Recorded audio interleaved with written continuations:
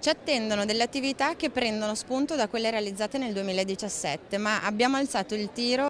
Una nuova sfida per i musei di Bassano del Grappa, a annunciarla la direttrice Chiara Casarin, che svela in anteprima i progetti e le linee guida lungo le quali si snoderanno i progetti per il futuro. Si ripeterà una mostra di una collezione privata del territorio e in questo caso cercheremo di attivare delle collaborazioni importanti anche con la Biennale di Venezia.